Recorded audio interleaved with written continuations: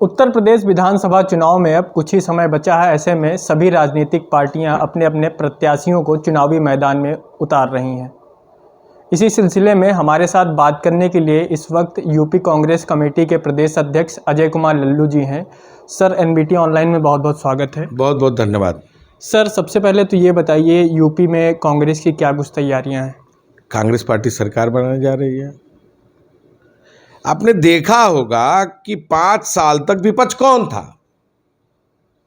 अगर कोरोना काल में जनता को जरूरत थी, दूसरे प्रदेशों से उत्तर प्रदेश में लाना था, तो किसने मदद की? ऑक्सीजन कंसंट्रेटर की जरूरत थी, छोटी बड़ी जरूरतें पूरा किसने किया?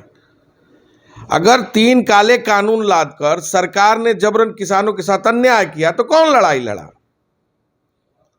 हाथरस में बेटी के साथ बलात्कार करके हत्या कर दी गई।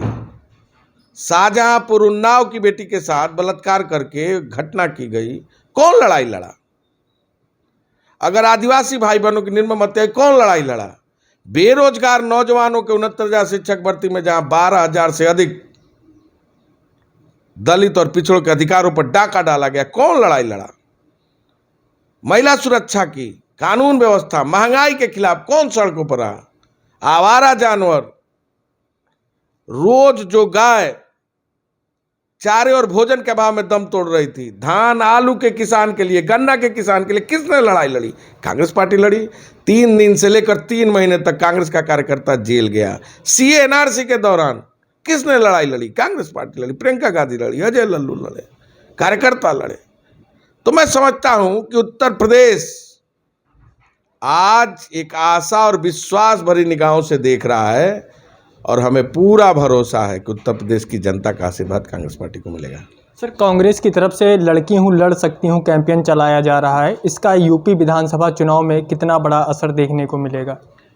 देखिए, कितना बड़ा असर अभी तो ज़मीन पर है, गांव में है, लोगों के बीच में है। वो तो मतपत्र में वोट मिलने के बाद तय होगा, लेकिन असर तो है। सारी पार्टियां आज महिला खोज रही हैं, देख रहे हैं। सपा भी भाग रही है, भाजपा भी भाग रही है, तो ये असर ही तो है। और आदरणीय प्रियंका गांधी जी ने आदि आबादी को हक दिया, अधिकार दिया। उन्होंने कहा, आओ लड़ो, अपने अधिकार को लो, विधान बनाओ। इस परिपाटी की शुरुआत किसी ने की? तो आदरणीय प्रियंका गांधी जी ने की। सर, आरपीएन सिंह ने कांग्रेस छोड़ दी। आपने बड़ा आरोप लगाया कि एक गरीब परिवार के बेटे को प्रदेश अध्यक्ष बना दिया गया, तो इस वजह से उन्होंने इस्तीफा दे दिया। तो क्या है वो पूरा मामला? सर भैया, कहाँ राजा और कहाँ गंगू तेली का बेटा, अंतर तो होगा ना।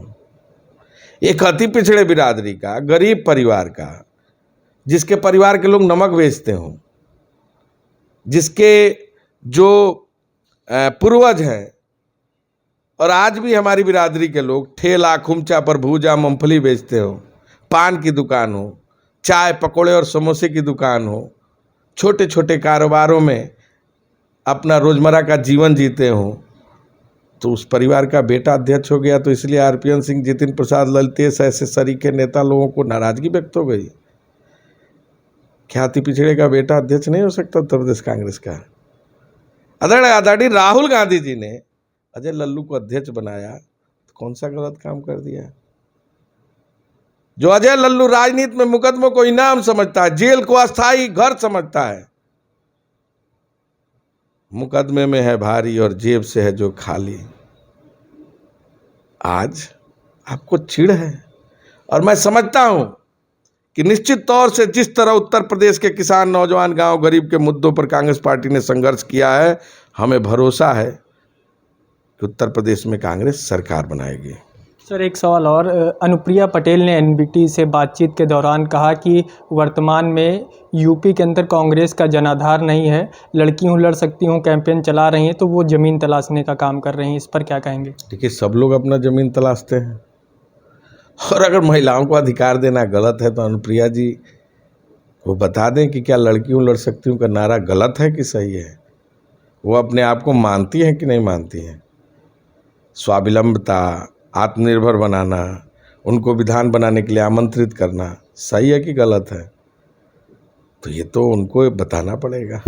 सर अंतिम सवाल है, क्या आरपीएन सिंह के जाने से किसी भी तरह का नुकसान कांग्रेस में होगा? देखिए, मैं एक छोटा सा कहानी सुनाता हूँ। राजा सांगा और बाबर में युद्ध हुआ, तो बाबर के पास कम फौज थी, राणा सांगा के पास बहुत बड़ी फौज थी। तो राणा सांगा ने जब अपनी पूरी सेना लेके चला तो बाबर की सेना में खलबलाहट मच गई। तो बाबर की सेना कहने लगी कि भाई ये तो बहुत बड़ी सेना लेके आ रहा है, अब तो हम लोग मर जाएंगे, अब हमको यहाँ से भागना चाहिए। तो बाबर ने कहा 5 मिनट समय दो, और फिर आया और बाबर ने कहा था ये जिंदगी मौत की अमानत है, मशहूर और कामयाब होना हमारी अमानत है, तो इसे पहले मौत आए और ले ले उसकी अमानत, चलो चल कर ले ले हम अपनी अमानत। तो ऐसे लोग आते जाते हैं, कोई फर्क नहीं पड़ता। धन्यवाद।